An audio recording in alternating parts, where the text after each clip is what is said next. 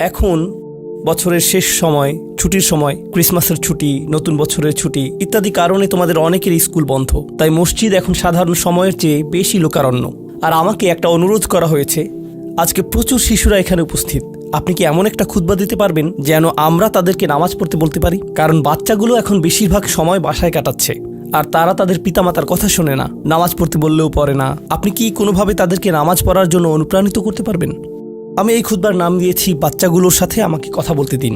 আর এখানে উপস্থিত বাচ্চাদের আমি যা করতে বলবো, তোমাদের যাদের নামাজ পড়তে কষ্ট হয়, পড়তে ইচ্ছা করে না, আর তোমাদের আম্মুরা বকাঝকা করে এবং বলে ওঠো নামাজ পড়ো, তোমরা এখন ছুটিতে আছো, এখন তো কোনো অজুহাত নেই, যাও মসজিদে যাও, তোমরা তখন অনিচ্ছা সত্ত্বেও উঠো আর মনে মনে বলো আম্মা আপনি একটু থামতে পারবেন, খুবই বিরক্তিকর। এমনকি যখন নামাজে দাঁড়াও আল্লাহু আকবার বলে চোখ এদিক ওদিক ঘোরাতে থাকো, তোমরা এটাই করো। এখন পিতামাতাদের উদ্দেশ্যে কিছু কথা বলছি। যদি আপনার বাচ্চাদের জোর করে নামাজ পড়ান, চাপ প্রয়োগ করে নামাজ পড়ান, বকাঝকা করে নামাজ পড়ান, তখন তারা হয়তো কোনো মতে নামাজ পড়ে। আর তাদের বয়স 13, 14, 15, তাদের নামাজ পড়া দেখে আপনার হয়তো ভালো লাগে, কিন্তু তারা তো নামাজ উপভোগ করে না। আর এই ধর্ম আসলে বাহ্যিক ধার্মিকতা নিয়ে নয়, এই ধর্মের মূল নির্যাস হলো অন্তরের ধার্মিকতা। তাই দৃষ্টিনন্দন কোনো একটি কাজ আমার চোখের সামনে হচ্ছে বলেই যে আমরা আমাদের বাচ্চাদেরকে দিয়ে ভালো কিছু অর্জন করে ফেলেছি তা কিন্তু নয়। এক দৃষ্টিতে এটা ভালো, কিন্তু এটা তো কৃত্রিম, এটা বাহ্যিক, যেন সুন্দর একটা গাছ কিন্তু ভিতরটা ফাঁকা। আর আল্লাহ এই ধর্মের মূলকে এভাবে বর্ণনা করেছেন, আসলুহা সাবিত ওয়া ফারউহা ফিস সামা, যার মূল সুদৃঢ়ভাবে স্থাপিত আর শাখা প্রশাখা আকাশ পানে বিস্তৃত। যখন কোনো মানুষ নামাজ নিয়ে অলসতা করে, আমি 3-4 বছরের বাচ্চা সম্পর্কে কথা বলছি না, এবং আমি 6 বছরের কাউকে নিয়েও কথা বলছি না। আমি এমন বাচ্চাদের নিয়ে কথা বলছি যারা এখন বুদ্ধিসম্পন্ন, বাবা পুত্র বা কন্যা মিলে একই লেভেলের ভিডিও গেম খেলতে পারে, তারা একই ধরনের টিভি শো দেখতে পারে, তারা এমন একটি লেভেলে পৌঁছে গেছে যে তারা এখন উচ্চ স্তরের বিষয়গুলো হৃদয়ঙ্গম করতে পারে। আপনার যেসব বিষয়ে আগ্রহ আছে তার কিছু কিছুতে তাদেরও আগ্রহ আছে। টিভিতে আপনি যদি কোনো খেলা দেখেন, তারাও আপনার সাথে দেখে। কিছু কিছু বিষয়ে তারা বুদ্ধিগত দিক থেকে আপনার সমপর্যায়ের। অবশ্যই তারা শিশু, তাদের ব্রেইন এখনো পুরোপুরি পূর্ণতা পায়নি, এখনো কম ক্ষমতা সম্পন্ন, কিন্তু কিছু পর্যায়ে তারা ইতিমধ্যে বুদ্ধিমান সত্তা হয়ে গেছে এবং এখন তারা নিজস্ব সিদ্ধান্ত নেওয়ার ক্ষমতা প্রদর্শন করছে। তারা নিজের জন্য চিন্তা করতে পারে এবং বুদ্ধিমান প্রশ্ন করতে পারে। অতএব নবীন কিশোর কিশোরীরা, তোমরা যারা শ্রোতাদের মধ্যে বসে আছো, তোমাদের শিশু হিসেবে সম্বোধন করছি না, আমি তোমাদের কিশোর কিশোরী হিসেবে সম্বোধন করছি। মনে করো তোমাদের বাবা তোমাদের সাথে কথা বলছে বা তোমাদের মা তোমাদের সাথে এই খুতবায় কথা বলছে। আমি ধরে নিচ্ছি যে আমি আমার নিজের সন্তানদের সাথে কথা বলছি এই খুতবায়। আমি মিম্বারে না, আমি বাসায় বসে আমার বাচ্চার সাথে কথা বলছি। তখন আমি কিভাবে তাদেরকে নামাজ পড়তে বলবো? প্রথম যে বিষয়টা বলে আমি কথা শুরু করতে যাচ্ছি তা হলো, প্রিয় সন্তান, এমন একটি সময় ছিল যখন আমি তোমার কথা জানতাম না, তোমার সাথে আমার কোনো সম্পর্ক ছিল না, তোমার কোনো অস্তিত্ব ছিল না, আমি তোমার ব্যাপারে কোনো পরোয়া করতাম না, তোমার কথা কখনো চিন্তা করতাম না, তুমি আমার নিকট কিছুই ছিলে না। লাম ইয়াকুন শাইআম মাযকুরা। কোরআন বলছে মানুষের জীবনে এমন একটা সময় ছিল যখন কেউ তাকে স্মরণ করতো না, একেবারেই না। আমি তোমাকে একটুও ভালোবাসিনি, কারণ তুমি আমার নিকট জিরো ছিলে, কিছুই না। কিন্তু হঠাৎ করে আমার জীবনে তোমার আগমন ঘটলো। এমনকি যখন আমি জানতে পারলাম যে তোমার মা তোমার জন্ম দিবে, যখন সে তার পেটের মধ্যে তোমাকে বহন করে চলছিল, এমনকি তোমার মাও ভাবতো কেমন হবে আমার সন্তানটা, কিন্তু আমার কোনো ধারণাই ছিল না, আমার কাছে কোনো তথ্য ছিল না। আমার একটা অংশ এই ভয়ে থাকতো যে তুমি হয়তো আমার মতো হবে, কিন্তু আমার কোনো ধারণাই ছিল না কেমন মানুষ হবে তুমি। এমনকি তুমি যখন একটু একটু করে বড় হচ্ছিলে, তুমি যখন একদম ছোট বাচ্চা ছিলে, আমি আসলে জানতাম না তুমি কে। আমি শুধু জানতাম তোমাকে খাওয়াতে হবে, আর মাঝে মাঝে তোমার থেকে দুর্গন্ধ আসতো। এছাড়া তোমার সম্পর্কে আমি তেমন কিছুই জানতাম না। এখন তুমি যেহেতু বড় হয়ে উঠছো, এখন আমরা পরস্পর কথা বলতে পারি এবং যোগাযোগ করতে পারি। তুমি স্কুলে যাচ্ছ, আমরা একই বাড়িতে বাস করি। আমি শুধু তোমাকে জানাতে চাচ্ছি, আমাদের মধ্যে এই সম্পর্কটি সবসময় বর্তমান ছিল না। আমি তোমাকে আরও জানতে চাই, এই সম্পর্কটি সবসময় বর্তমান থাকবেও না। খুবই অল্প কিছু সময়ের জন্য আমরা দুজন একত্রে থাকব, আর অল্প কিছু দিনের মধ্যেই তুমি পুরোপুরি বড় হয়ে যাবে, তুমি যুবক হওয়ার পথে। এটা খুব দূরের জিনিস না। বস্তুত তোমার বাচ্চাকাল থেকে এখন পর্যন্ত সময়টাকে আমার কাছে 1 মাসের মতো মনে হয়। চোখের পলকে তুমি এখনকার তুমি হয়ে গেছো। কিছু বুঝে উঠতে উঠতেই তুমি বড় হয়ে যাবে। একদিন ইউনিভার্সিটিতে যাবে, চাকরি করবে, বিয়ে করবে, এর সব কিছুই ঘটবে ইনশাআল্লাহ, যদি আল্লাহ ইচ্ছে করেন। যখন ওই ব্যাপারগুলো ঘটবে, তখন আমাদের সম্পর্কটা আর আজকের মতো থাকবে না। বাড়িতে এসে তুমি আমার কাছে ছুটে আসবে না, তুমি আমার সাথে সময় কাটাবে না। তোমার নিজের চাকরি থাকবে, পরিবার থাকবে, স্ত্রী থাকবে বা স্বামী থাকবে, তোমার তখন নিজের জীবন থাকবে। সুতরাং আমাদের হাতে একত্রে যে সময়টুকু আছে তা খুবই সীমিত। এমনকি এই সময়টুকুতেও তোমার স্কুল আছে, আমার চাকরি আছে, আমাকে বাজার করতে হয়। আমাদের হাতে হয়তো দৈনিক 20 মিনিট সময় থাকে সত্যিকারের কথা বলার। আমাদের একসাথে অতিশয় সংক্ষিপ্ত কিছু সময় থাকে। তুমি যখন বড় হয়ে যাবে তখন আমার সম্পর্কে তুমি শুধু আমাদের একত্রে কাটানো ওই গুটিকত মুহূর্তগুলোর কথাই স্মরণ রাখবে, কারণ আমাদের কাছে একত্রে কাটানোর মতো 24 ঘন্টা নেই, আমাদের নেই। তো মোট কথা, প্রথম যে জিনিসটি আমি তোমাকে জানাতে চাই তা হলো, আমি তোমাকে কোনো মতে চিনি।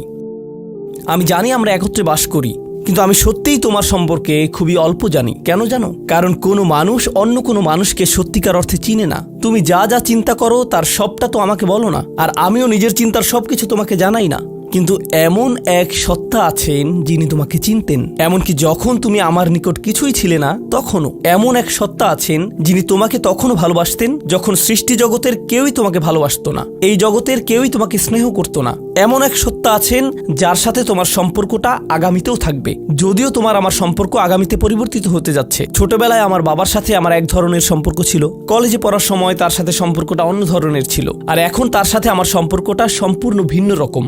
যদিও আমরা একই মানুষ আছি, কিন্তু আমাদের সম্পর্কে আমূল পরিবর্তন এসে গেছে। কিন্তু একজন এমন আছেন যিনি সর্বদা তোমাকে ভালোবেসে গেছেন, তোমাকে নিরাপত্তা দিয়ে গেছেন, তোমার ভালোর জন্য পরিকল্পনা করে গেছেন, তোমার যত্ন নিয়েছেন একেবারে শুরু থেকেই, আর তিনি সব সময় তা করে যাবেন। আর সেই সত্তা আমি নই, আমি তোমার জীবনের একটা পর্ব মাত্র। এটা সুন্দর একটা পর্ব যা আল্লাহ তোমাকে আমাকে একত্রে দান করেছেন, কিন্তু এটা কোনো স্থায়ী পর্ব নয়। এটা ছিল প্রথম ব্যাপার যা আমি তোমাকে জানাতে চেয়েছি। দ্বিতীয় যে বিষয়টি আমি তোমাকে জানাতে চাই তা হলো, আমি যখন তোমাকে নামাজ পড়তে বলি বা কোনো কিছু করতে বলি, তোমার তখন মনে হয় আমি তোমাকে নিয়ন্ত্রণ করছি, তোমার উপর বসগিরি দেখাচ্ছি, তোমাকে কেবল এটা ওটা করতে বলি। আমি চাই তুমি জেনে রাখো, আমার পক্ষে আসলে তোমাকে নিয়ন্ত্রণ করা সম্ভব নয়। আমি তোমাকে উপদেশ দিতে পারি, কঠোরতা দেখাতে পারি মাঝে মাঝে, এটা সত্য, কিন্তু অতি সত্বর তুমি এতটা বড় হয়ে যাবে যে তখন যত জোরেই আমি চিৎকার চেঁচামেচি করি না কেন, আমার কণ্ঠস্বর যত উঁচুই করি না কেন, যত হতাশাই ব্যক্ত করি না কেন, এতে কোনো লাভ হবে না। কারণ তোমার সিদ্ধান্তগুলো তুমিই নিবে। তুমি এরকম বলবে, আচ্ছা বাবা, আমি একটু পরে তোমাকে কল দিচ্ছি, আমাকে এখন যেতে হবে, আর একটা কল এসেছে। তুমি তখন আমাকে অপেক্ষায় রাখবে আর নিজের কোনো প্রয়োজন সারবে। মূলত অধিকাংশ সময় তোমার পছন্দ অপছন্দের উপর আমার কোনো নিয়ন্ত্রণই থাকবে না। তুমি যখন স্কুলে থাকো এবং বন্ধুদের সাথে আড্ডা দাও, তাদের সাথে কথাবার্তা বলো, আমি ওইসব কথাবার্তার কোনো কিছুই নিয়ন্ত্রণ করি না। আর আমি যদি ইতিমধ্যেই তোমাকে আইপ্যাড বা ফোন বা এরকম কিছু দিয়ে থাকি, আর এগুলো দিয়ে তুমি তোমার বন্ধুদের সাথে যোগাযোগ করো, তুমি তখন কোন ধরনের যোগাযোগ করো তার উপর আমার কোনো নিয়ন্ত্রণই থাকে না। এমনকি যদি আমি ওইসব ডিভাইসে প্যারেন্টিং কন্ট্রোল অ্যাপস ইনস্টল করে দেই, তবুও আমি তোমার চিন্তা নিয়ন্ত্রণ করতে পারি না। আমি কিছুটা নিয়ন্ত্রণ পেতে পারি, কিন্তু সেটা খুবই সীমিত। তবে এমন একজন আছেন যিনি নিয়ন্ত্রণ করে গেছেন তোমার শরীরের প্রতিটি কোষ।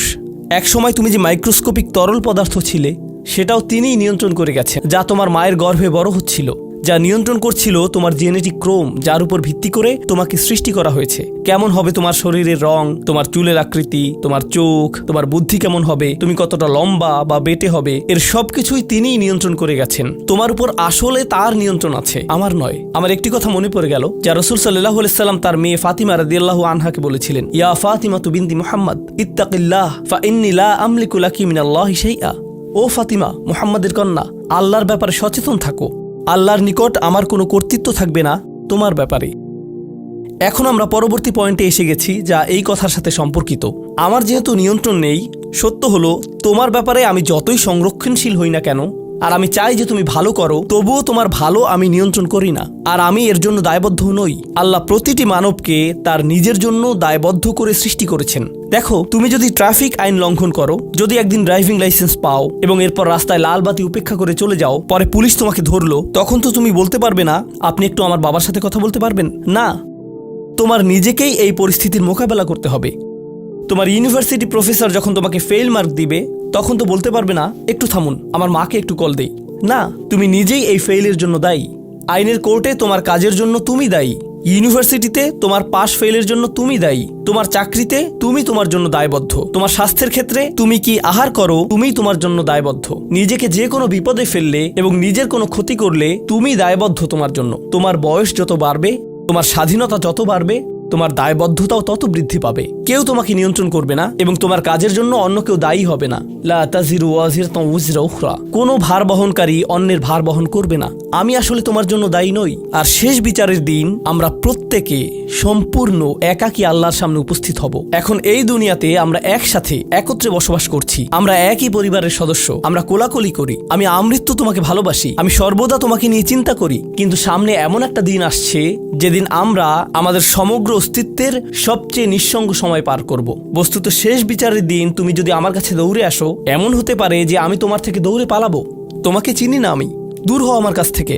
আমি এখন আমার হিসেব নিয়ে চিন্তিত, কারণ তোমার সাথে আমার সম্পর্কটি ছিল সামান্য কয়েকটি ক্ষুদ্র সেকেন্ডের জন্য আল্লাহর সাথে সম্পর্কের তুলনায়, যে সম্পর্কটি আরো অনেক বড়, অনেক বেশি পুরনো, আর ওটা থাকবে আরো বেশি সময় ধরে। আমাকে এখন ওই সম্পর্কটা নিয়ে ডিল করতে হবে শেষ বিচারের দিন। অতএব আমাদের এই সম্পর্কটি ইয়াউমা ইয়াফিরুল মারউ মিন আখিহি ওয়া উম্মিহি ওয়া আবিহি, এই ধরনের সব আয়াত। লোকটি পালাবে তার মা থেকে, তার বাবা থেকে, তার ছেলে মেয়েদের থেকে, তার ভাই বোনদের থেকে, তার স্ত্রী বা স্বামী থেকে। কেউ কেউ ভাবছেন স্ত্রী থেকে পালানো, এটা তো আমি বর্তমানেও করি। তো পরবর্তী যে বিষয়টি আমি তোমাকে জানাতে চাই তা হলো, আমি তোমার কাছ থেকে সম্মান অনুভব করতে চাই, ঠিক যেভাবে তুমিও আমার প্রদত্ত যত্ন অনুভব করতে চাও। তুমি যখন কাউকে ভালোবাসো তখন কেমন যেন তার কাছে তোমার একটা চাহিদা তৈরি হয়। আমার নিকট তোমার চাহিদা হলো বাসার সমস্ত প্রয়োজন ঠিকমতো মেটানো হচ্ছে তো, আমার দায় দায়িত্বের অন্তর্ভুক্ত। আমার কাছে তোমার চাহিদা হলো আমি যেন কারেন্ট বিল প্রদান করি, ঘরের এসিটা যেন কাজ করে। তুমি চাও আমি যেন তোমার স্কুলে যাওয়া নিশ্চিত করি, তুমি চাও আমি যেন তোমাকে জামা কাপড় কিনে দেই। এগুলো আমার দায়িত্ব। আর আমি চাই তুমি যেন আমাকে কিছুটা সম্মান প্রদর্শন করো এবং শ্রদ্ধা দেখাও এবং আমার কথা শোনো। এগুলো তো সবাই বুঝে, কিন্তু আল্লাহর সাথে তোমার সম্পর্কটা অন্যরকম। তার কাছ থেকে তোমার অনেক কিছু দরকার, কিন্তু তোমার কাছ থেকে তার কোনো কিছুরই দরকার নেই। তোমাকে তার একটুও প্রয়োজন নেই। আসলেই তার কারোরই দরকার নেই বা কোনো কিছুরই দরকার নেই। চলো তোমার সম্পর্কে কথা বলি। তুমি যখন বলো আমাকে কেন নামাজ পড়তে হবে, আমার নামাজ আল্লাহর কেন এত দরকার, তোমার কোনো কিছুরই আল্লাহর প্রয়োজন নেই। এই নামাজ কোনোভাবেই তার উপকারে নয়। আল্লাহ এমনকি বলছেন যখন কোনো কিছুই থাকবে না। চলো কোরআন থেকে একটা উদাহরণ দেই। যখন এই মহাবিশ্বে কিছুই থাকবে না, চলো কয়েক সেকেন্ডের জন্য আল্লাহর গৌরব নিয়ে কথা বলি। সম্প্রতি বিশ্বকাপ চলার সময় আমি কাতারে ছিলাম। যেই টিম জয়লাভ করে, আর্জেন্টিনা জয়লাভ করে, তাদের জন্য এটা ছিল একটা দারুণ গৌরবময় মুহূর্ত। সবাই তাদেরকে নিয়ে আনন্দ উৎসবে মুখর। কল্পনা করো খেলোয়াড়টাকে নিয়ে উৎসব চলছে, কিন্তু কোনো দর্শক নেই, কোনো ক্যামেরা নেই, কোনো স্টেডিয়াম নেই, কিচ্ছু নেই। একটা লোক একা একা একটি দ্বীপে বাস করে। সে ফুটবলটাতে লাথি দিয়ে একটা গোল করে ফেলল আর বলে উঠল, ইয়ে আমি সেরা। কিন্তু কেউ তো সেখানে নেই। এমন ঘটনার কথা শুনলে মনে করবে লোকটি পাগল হয়ে গেছে, তাই না?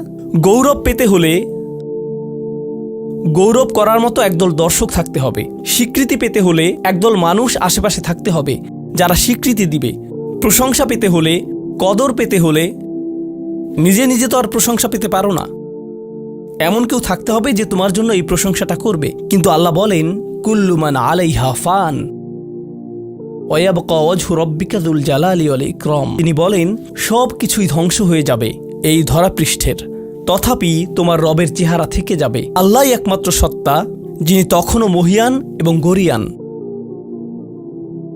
এমনকি যখন তার প্রশংসা এবং গৌরব বর্ণনা করার কেউ থাকবে না, অন্য যে কারো ক্ষেত্রে কাউকে না কাউকে এটা করে দিতে হয়। তাই আল্লাহর প্রয়োজন নেই আমার নামাজের, আমার হালাল মুরগি খাওয়া আল্লাহর প্রয়োজন নেই, আমার মন্দ বলা থেকে বিরত থাকাও আল্লাহর প্রয়োজন নেই। তাই নিজের মাথা থেকে এই চিন্তা দূর করে দাও যে নামাজ পড়ার মাধ্যমে তুমি কোনোভাবে অন্য কারো উপকার করছো।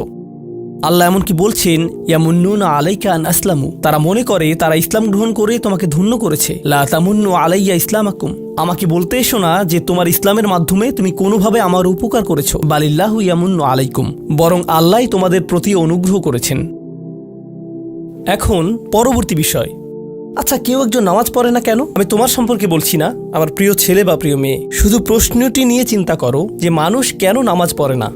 এর অনেকগুলো উত্তর থাকতে পারে, আর এই প্রশ্নের উত্তর আল্লাহর কাছেও আছে। উত্তরটা খুবই ভয়ঙ্কর। এই উত্তরটি আমি খুতবার শুরুতে পড়েছি। তিনি বলেন, ফালা সাদ্দাকা ওয়ালা সাল্লা ওয়ালাকিন কাযযাবা ওয়া তাওয়াল্লা, সে আসলে সত্য গ্রহণ করেনি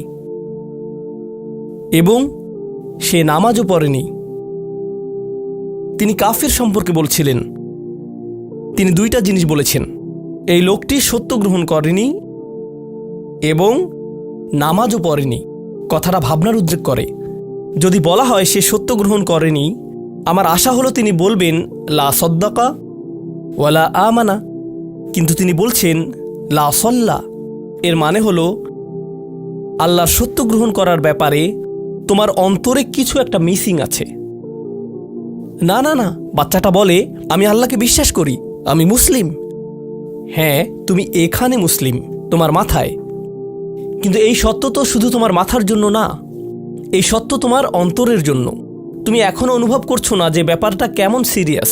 তুমি এখনো উপলব্ধি করছো না যে এটা কি। মাঝে মাঝে কোনো বিষয় তুমি জানো হয়তো, কিন্তু এই নিয়ে চিন্তা করা থেকে পালিয়ে বেড়াও। এটা সত্য, তুমি জানো বিষয়টা কিন্তু চিন্তা করতে চাও না। আর তাই এটা যেহেতু মিসিং, ঠিক এই কারণে আমি সহজেই নামাজের কথা ভুলে যাই কখনো কখনো, এবং তুমিও ভুলে যাও কখনো কখনো। এমনটা ঘটে কারণ আমাদের অন্তর কিছুটা বিভ্রান্ত হয়ে পড়ে। দিনের এই সত্যতা, আল্লাহকে সেই সত্যটা, সেই অকাট্য সত্যটা আমাদের মস্তিষ্কের পেছনের কোনো একটা সেলফে গিয়ে পড়ে থাকে। আমরা অন্য কিছুতে ব্যস্ত হয়ে পড়ি এবং এই নিয়ে আর চিন্তা করি না। আল্লাহ এটাই বলেছেন। সুতরাং তোমার নামাজ পড়া আল্লাহর প্রয়োজন নেই। এমনকি তুমি যদি নামাজ পড়ো, আমি পড়তে বলছি এই কারণে, তখন কি করো? নামাজের জন্য কিভাবে নিয়ত করো? তখন আমি 4 রাকাত নামাজ পড়বো, দাঁড়ালাম, কারণ আমার আব্বা বারবার পড়তে বলছেন। আল্লাহু আকবার। নবী সাল্লাল্লাহু আলাইহি সাল্লাম আমাদের বলেছেন, নিয়ত সঠিক না হলে কাজের কোনো মূল্য থাকে না। ইন্নামাল আমালু বিন্নিয়াহ, ইন্নামাল আমালু বিন্নিয়াত। এমনকি যদি তুমি কাজটা করেও থাকো কিন্তু তোমার নিয়ত ছিল আমি শুধু তোমাকে বিরক্ত করি, এটাই তোমার নিয়ত, তখন এই নামাজ আমার যেমন কোনো উপকার করবে না, ঠিক তেমনি তোমারও কোনো উপকার করবে না। তোমার সত্যিকারের আন্তরিক নামাজ থেকে একমাত্র যে উপকৃত হবে সে হলো তুমি নিজে। এখন এটাই সেই প্রশ্নের উত্তর যে কেন একজন মানুষ নামাজ পড়ে না। আরও 2টা কথা তোমার সম্পর্কে বলতে চাই। তার মাঝে একটা হলো নামাজ পড়ার উদ্দেশ্য কি, কোন কারণে পড়ব। কারণ তুমি হয়তো ভাবছো নামাজ পড়ার উদ্দেশ্য হলো তুমি যেন জাহান্নামে না জ্বলো। নামাজ পড়ার উদ্দেশ্য হলো তুমি যদি নামাজ না পড়ো আল্লাহ তোমাকে ঘৃণা করবেন। নামাজ পড়ার উদ্দেশ্য হলো তুমি যদি নামাজ না পড়ো তুমি শাস্তি পাবে, অথবা তুমি আর মুসলিমই থাকবে না, ফেরেশতারা তোমাকে অভিশাপ দিবে। সমস্ত নেতিবাচক বিষয়। আল্লাহ ওই সমস্ত উদ্দেশ্যের কথা উল্লেখ করেননি। নেতিবাচক কিছু থেকে মুক্তি পাওয়া নামাজের মূল উদ্দেশ্য নয়। নামাজের মূল উদ্দেশ্য হলো ইতিবাচক কিছুর দিকে ছুটে চলা, এটাই নামাজের উদ্দেশ্য। এমন 2 ছাত্রের মধ্যে পার্থক্য জানো? একজন লেখাপড়া করে যেন সে ফেল না করে, আর অন্যজন লেখাপড়া করে কারণ সে ওই সাবজেক্টটা পড়তে ভালোবাসে। একজন ছাত্র পড়ালেখা করছে পজিটিভ কিছুর জন্য, আর অন্যজন পড়ালেখা করছে কারণ সে এমন কিছু থেকে বাঁচতে চাচ্ছে যা নেগেটিভ। একজন কর্মচারী তার চাকরিটাকে দারুণ ভালোবাসে, আর অন্য একজন কর্মচারী শুধু চায় সে যেন চাকরিটা না হারায়। তারা একই চাকরি করছে, একেবারে অভিন্ন চাকরি, কিন্তু একজন চাকরিটা করতে পেরে কি যে খুশি, কত যে আনন্দ তার, আর অন্যজন খুবই হতাশ, সবসময় মনমরা ভাব। কেন? কারণ তাদের একজন এটা করছে ক্ষতিকর কিছু থেকে মুক্তি পাওয়ার জন্য, আর অপরজন এটা করছে উপকারী কিছুর দিকে ছুটে চলার জন্য। আল্লাহ কোরআনে যখন আমাকে নামাজ সম্পর্কে বলেছেন যে কেন আমাদের নামাজ পড়া দরকার, তিনি মুসা আলাইহিস সালামকে এই উত্তরটা বলে দিয়েছেন যখন তিনি তার সাথে সাক্ষাৎ করেছিলেন। তিনি বলেছেন, আকিমিস সলাতা লিযিকরি, আর আমাকে স্মরণ করার উদ্দেশ্যে নামাজ কায়েম করো। তোমার নামাজ ঠিক রাখো যেন তুমি তোমার রবকে স্মরণ করতে পারো। আমি তোমাকে ইতিমধ্যে বলেছি যে তোমার আমার সম্পর্কটা খুবই সীমিত, কিন্তু তোমার সাথে আল্লাহর সম্পর্কটা অনেক আগে থেকে শুরু হয়েছিল, আর তার সাথে তোমার এই সম্পর্কটা অনন্তকাল ধরে বলবৎ থাকবে। তাই সেই সম্পর্কটির কথা স্মরণে আনা আবশ্যক, কারণ ভালো যত কিছু তোমার কাছে আসে তা আসে ওই সম্পর্কটা থেকেই। সামান্য কিছু ভালো জিনিস তোমার বাবার কাছ থেকে আসে, কিছু কিছু ভালো জিনিস, কিন্তু সকল ভালো জিনিস যা তোমার কাছে আসে তা আসে একমাত্র ওই সম্পর্কটির কারণে। যদি তুমি চাও সকল উপকারী জিনিস তোমার জীবনে অবস্থান করুক, তখন তোমাকে অবশ্যই তার কথা স্মরণ করতে হবে, যার নিকট থেকে সকল কল্যাণের আগমন ঘটে, যার নিকট থেকে সকল নিয়ামতের আগমন ঘটে, সকল রিজিকের আগমন ঘটে, সকল হেদায়েতের আগমন ঘটে। আর তাই আল্লাহ বলছেন, সর্বোত্তম যে উপায়ে তুমি এটা করবে তা হলো নামাজের মাধ্যমে তুমি আমাকে স্মরণ করবে। এজন্যই তোমার নামাজ পড়া দরকার।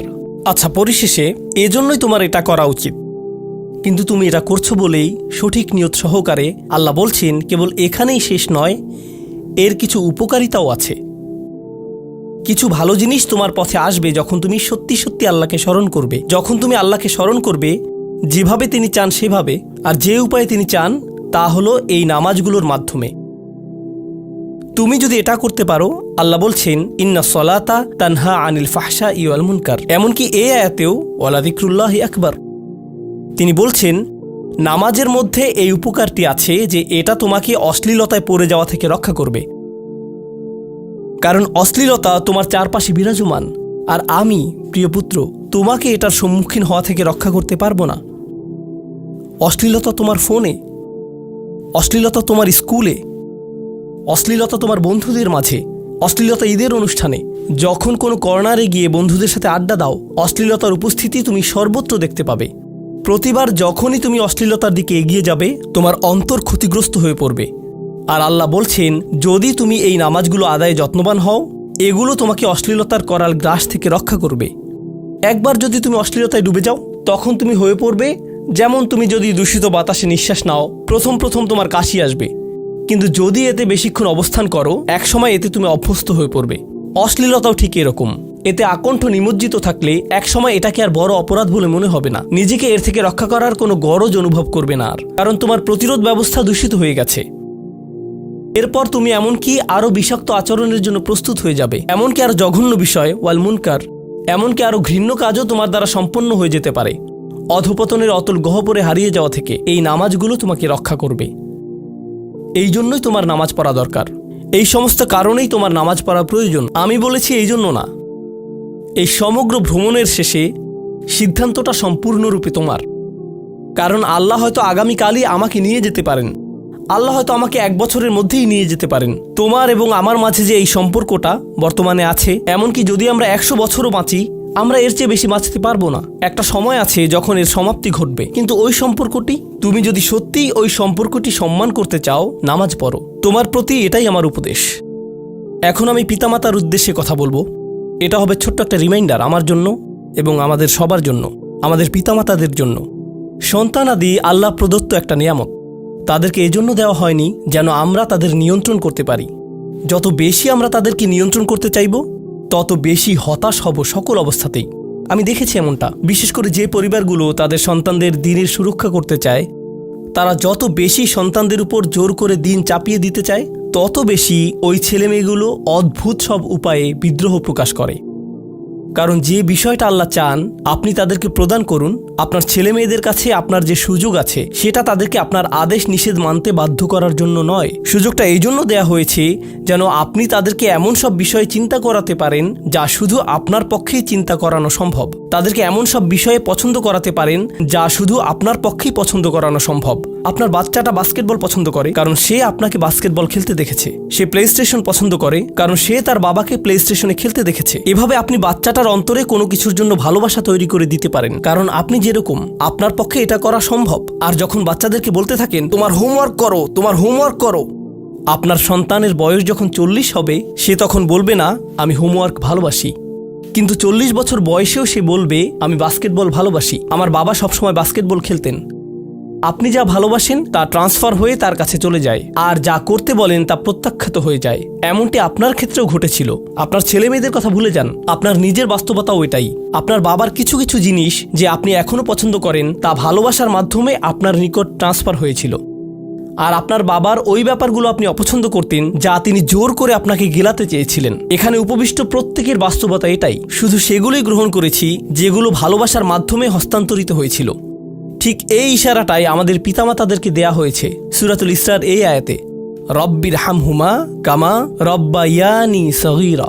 রব্বায়ানি মানে যখন তারবিয়া ব্যবহার করা হয় একটি চারা গাছ বড় করার জন্য, আপনাকে চারা গাছটির যত্ন নিতে হবে, এর সযত্নে প্রতিপালন করতে হবে। গাছটির প্রতি চিৎকার চেঁচামেচি করলে তো হবে না, তাড়াতাড়ি বড় হও, তাড়াতাড়ি লম্বা হও।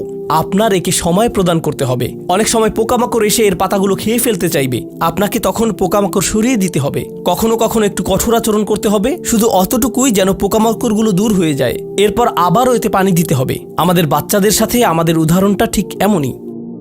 ঠিক এ কারণেই আমরা আমাদের মাতা পিতার জন্য এই দোয়াটা করি। আমি দোয়া করছি আল্লাহ যেন আমাদের সন্তানদেরকে হেদায়েত দান করেন, যা শুধু তার পক্ষেই দেয়া সম্ভব। দোয়া করছি আল্লাহ তাদের অন্তরে ইস্তিকামা প্রদান করুন, যেন তারা তাদের জীবনে সঠিক সিদ্ধান্ত নিতে পারে। আরও দোয়া করছি আল্লাহ তাদেরকে ইব্রাহিম আলাইহিসসালামের দোয়ার মতো করুন, যা তিনি আমাদের সবার জন্য করেছিলেন। রব্বি জাআলনি মুকিমাস সলাতি ওয়া মিন যুররিয়াতি, হে আমার রব, আমাকে সালাত কায়েমকারী বানান এবং আমার বংশধরদের মধ্য থেকেও। আল্লাহ তাআলা এখানে উপস্থিত পিতামাতাদেরকে, আমাকে সহ সবাইকে এমন দৃষ্টান্তে পরিণত করুন যে আল্লাহকে ভালোবাসে এবং যে নামাজকে ভালোবাসে, যেন আমাদের ছেলেমেয়েরা নামাজের প্রেমে পড়ে যায় আমরা যেভাবে নামাজকে ভালোবাসি তা দেখে। বারাকাল্লাহু লি ওয়া লাকুম ফিল কুরআনিল হাকিম ওয়া নাফা'নি ওয়া ইয়্যাকুম বিল আয়াতি ওয়াজ যিকরিল হাকিম।